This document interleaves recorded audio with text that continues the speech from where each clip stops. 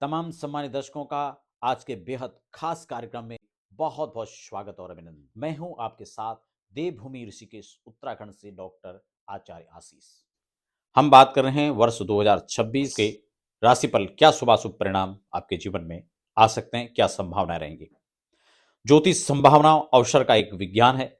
इसी आधार पर क्या संभावनाएं रहेंगी, क्या सावधानियां आपको बरतनी और कौन से उपाय किए जा सकते हैं जिससे आने वाला वर्ष और भी बेहतर साबित हो सके। इसी पर हमारी डिटेल में चर्चा रहेगी। खास बात ये आपकी राशि पर आधारित रहेगा, आपकी कुंडली पर। नए दर्शक हैं तो फटाफट चैनल को सब्सक्राइब कर लीजिए, बेल आइकन प्रेस कर लीजिए, ताकि आने वाली भी जो अपडेट्स हैं, चाहे वो ज्योतिष की, आध्यात्मिक की, वैदिक पूजा पाठ की, वो सभी जानकारियां आपको मिल सके। विशेष हमारे कार्यक्रम में क्या रहेगा, क्योंकि राशिफल तो आपने बहुत सारे देख भी लिए।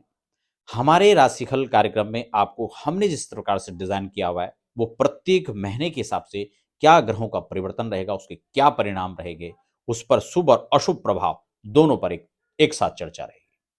साथ ही साथ अंत में उपाय भी रहेंगे, ताकि आप उन जो अशुभ जो घटनाएं हैं उनसे आप बच सकें और शुभ परिणाम आप ले सकें। व्यक्तिगत आप राशिफल बनवाना चाहते हैं, अपनी कुंडली के आधार पर, अपनी राशि के आधार पर डिटेल में चर्चा चाहते हैं, तो आप अपनी रिपोर्ट भी तैयार कर सकते हैं। उसके लिए आप हमारे संस्थान में संपर्क कर सकते हैं। हर व्यक्ति चाहता है जीवन में प्यार, कारोबार, निजी जीवन में किस प्रकार से परिवर्तन आए, प्रमोशन कब होगा, पदोन्नति कब होगी, उसकी ट्रांसफर अनुकूल कैसे मिलेगा, विदेश यात्राएं कैसे होगी, शिक्षा में हर एजुकेशन के लिए कैसे, कहां, किस क्षेत्र में हमें जाना चाहिए, बच्चों को लेकर, खुद को लेकर बहुत सारी चिंताएं मन में स्वाभाविक है। तो इसीलिए हम आज डिटेल में इस पर चर्चा करेंगे।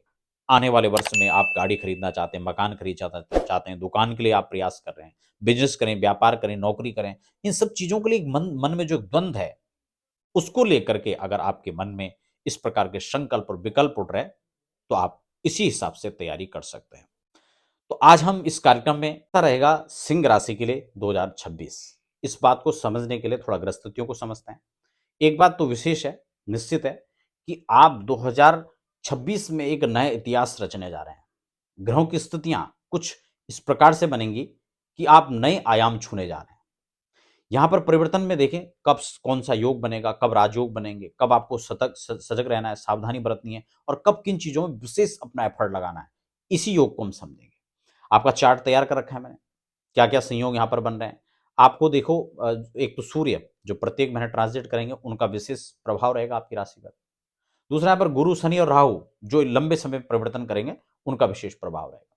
यहां पर देखा जाए तो आपका सूर्य जैसे जैसे परिवर्तन करेगा, उनके बड़े मायने होंगे। सिंह राशि पर 2026 में देखें तो शनि की ढैया ऑलरेडी चल रही होगी, ठीक है ना। तन मन धन संबंध, इन सब चीज को आपको ख्याल रखना है, इनको संजो करके रखना है। गलत फहमी का शिकार नहीं होना है। जिनके ऑलरेडी सिर में दर्द है, हार्ट की प्रॉब्लम है, उन लोगों को विशेष सावधानियां बरतनी होंगी, क्योंकि इस कालखंड में आपको दिक्कत हो सकती है।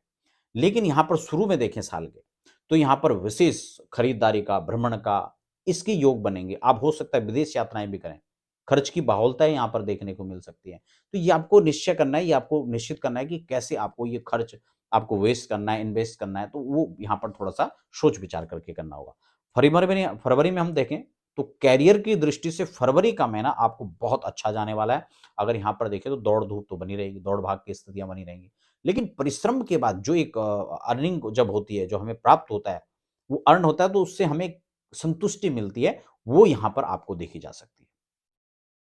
तो फरवरी माह करियर की दृष्टि से, हाँ, थोड़ा चिंता हो सकती है, मानसिक तनाव हो सकता है, लेकिन फिर भी आप जब रिलैक्स होंगे तो आपको इन चीज़ों का अच्छा असर देखने को मिलेगा। सूर्य राहु सप्तम भाव में जाएँगे, पार्टनर लाइफ को थोड़ा-सा दिक्कत हो सकती है। दाम्पत्य जीवन में love partner, life partner, business partner, यहाँ पर भ्रम की स्थिति पैदा हो सकती है। तो अंडरस्टैंडिंग आपस में आप बना करके रखें, इसका आपको विशेष लाभ होगा। ठीक है ना? चिड़चिड़ापन देखने को मिल सकता है, इसलिए स्वास्थ्य और स्वभाव दोनों का सामंजस्य देखने को मिलेगा।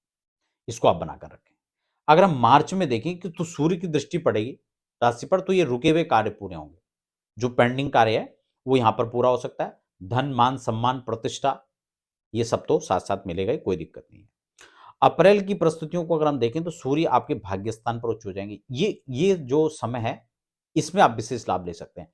कैरियर में जबरदस्त लाभ देखने को मिलेगा। जो राजनीति से जुड़े हुए हैं, उच्च अधिकारी हैं, ये राजकीय कार्य से जुड़े हुए हैं, सरकारी नौकरी जो करते हैं, तो उनको विशेष लाभ होगा।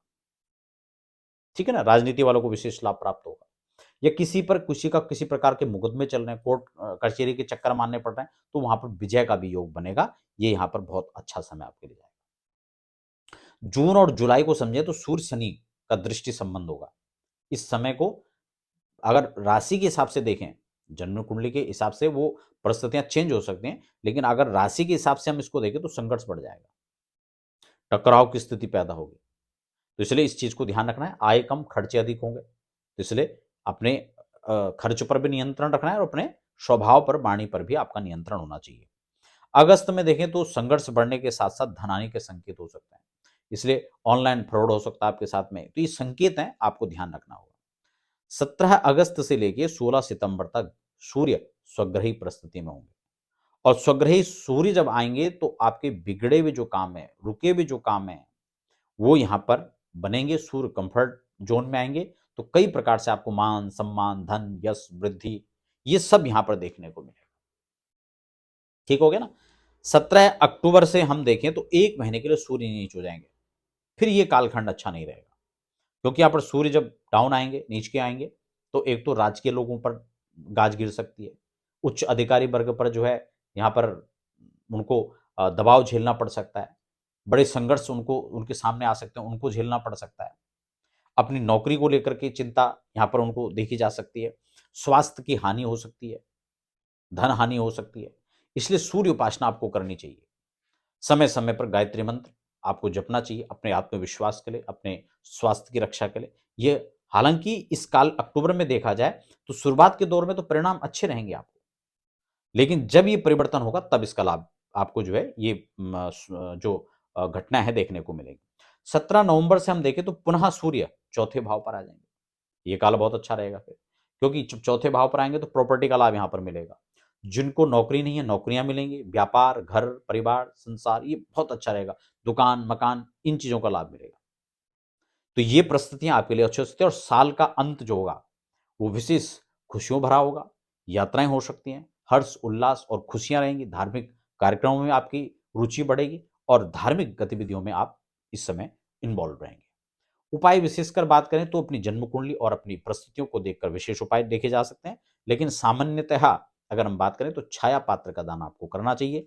शिव पूजा, शिव स्तुति, हनुमान चालीसा का नियमित पाठ, क्योंकि हनुमान चालीसा अगर आप पढ़ेंगे तो जो प्रतिकूल ग्रहों का प्रभाव है वो भी नियमित उसमें ठीक आएंगे।